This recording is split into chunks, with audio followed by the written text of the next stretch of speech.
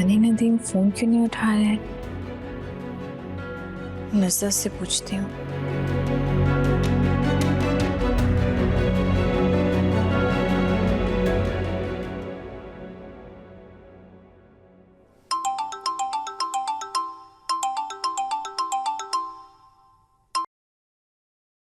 Hello दुआ, हाँ कैसी हो? हाँ सब खैरियत है। नदीम मीटिंग में? नहीं, मीटिंग तो कोई नहीं है, अपने रूम में ही होंगे। क्यों, क्या हुआ? मैं उन्हें फोन कर रही थी लेकिन राब्ता हो नहीं रहा। आई डोंट नो क्या वजह है।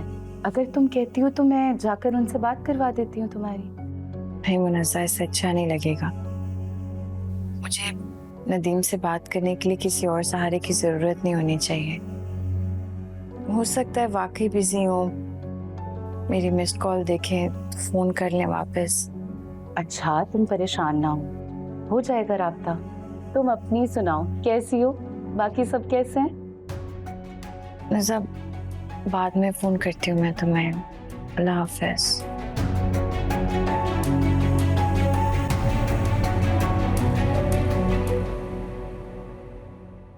मम्मा, आपको पता है मैं शाजिया आंटी के रूम में गई थी, वहाँ डेकोरेशन हो रही है। डेकोरेशन? लेकिन वहाँ डेकोरेशन करवा कौन रहा है? कौन कौन है वहाँ पे? वहाँ महरीन खाला और मेट थी। तुम जरा बेटा महरीन खाला को बुला के लाओ। क्यों सज रहा है कमरा? अरे ये लोग तो फंसवा देंगे। नदीम अहमद ने कहा था कि इस शादी को खुफिया रखना है और इन लोगों को खुशियां सूझी हुई हैं। अभी बात करती हूँ इससे। जी सारा आपा, आपने बुलाया? महरीन, ये मैं क्या सुन रही हूँ? कमरा सज रहा है? ये क्या बेवकूफी कर रहे हो तुम लोग? अरे भाई, इस शादी को हमने खुफिया रखना है। सारा आपा, आप जिस लड़की को नदीम के सामने फूल जैसी कहती रही है ना, उस फूल जैसी लड़की का फूल जैसा दिल है और वो चाहती है कि फूल खिले, तो उसमें क्या हर्ज है? अरे बंद करो ये फूल की गर्दान। तुम्हारी अकल क्या घास चरने चली गई है? वो बेचारी खुश हो जाएगी आपा। हम कौन सा धूम धड़का कर रहे हैं, कमरा ही तो सजा रहे हैं उसका एक ही तो अरमान है, करने देना पूरा। अगर ये अरमान उसने तुम लोगों पर जाहिर किया है तो ये उसे जेब नहीं देता। इतनी अरमानों वाली होती ना तो आज दुबई में अपने शौहर के साथ घर बसा के बैठी होती। हाँ भाई, आप कह सकती हैं, बिल्कुल वैसे ही जैसे आपने अपना घर बसाया यहाँ पे असलम भाई के बगैर। ये तुम क्या बकवास कर रही हो मेरे साथ मैरी? I'm sorry, ऐसे ही मुंह से निकल गया।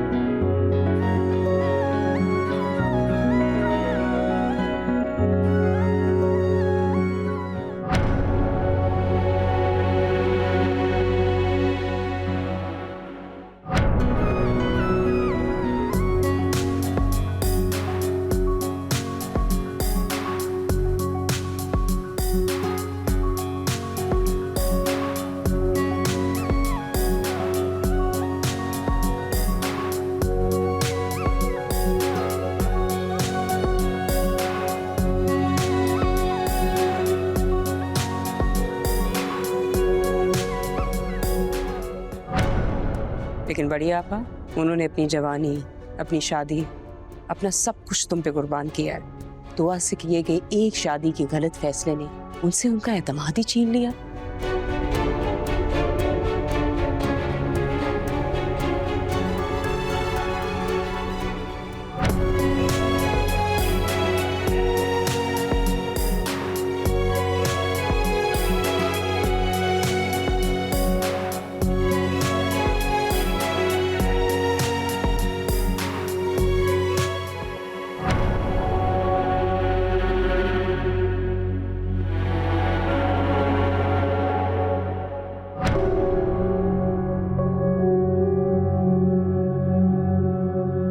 दुआ को फोन मिला रही थी। शर्म आती है तुम्हें? जिस थाली में खाती हो उसी में छेद करती हो। नमक खुरामी की है तुमने। इसकी सजा पता है तुम्हें? फैसला अब तुम्हारे ऊपर है।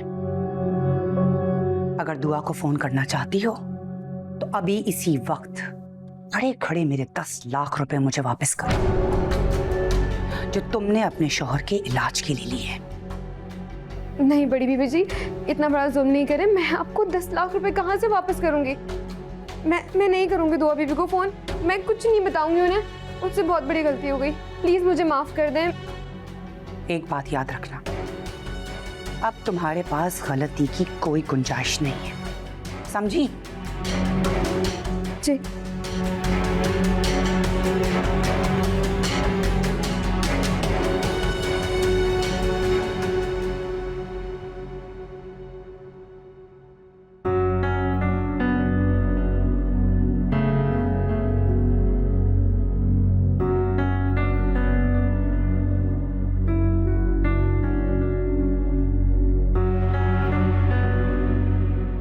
अब वो आप ही हक पर हैं।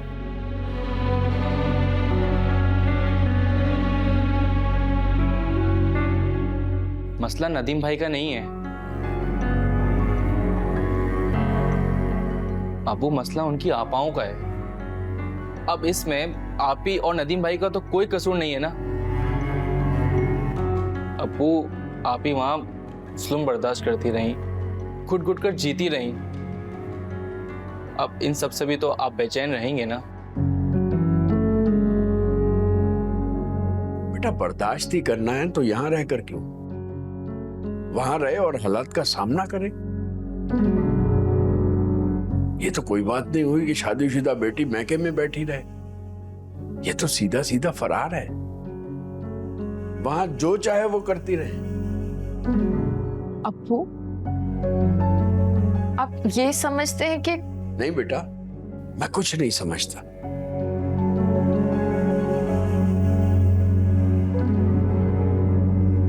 बेटा अगर तुम ये कहना चाहती हो कि तुम हम लोगों पर बोझ हो तो तुम्हारी गलतफहमी है।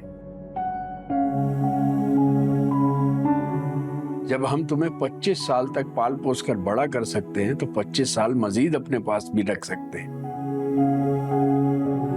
लेकिन मसला ये नहीं है बेटा।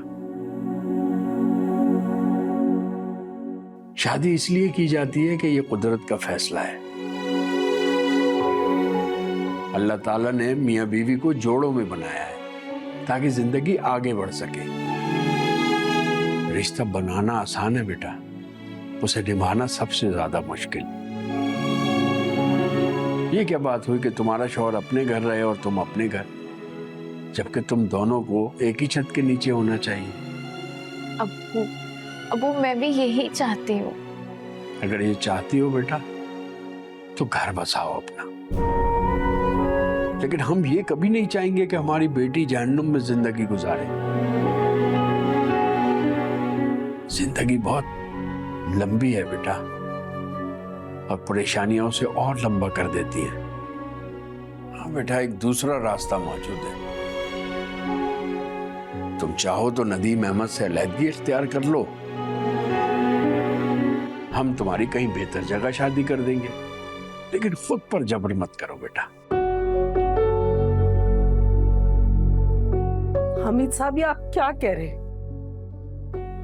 मैं जानता हूं नसरीन बेगम, जो सबके लिए सुनना मुश्किल है, मैंने वो बात कह दी।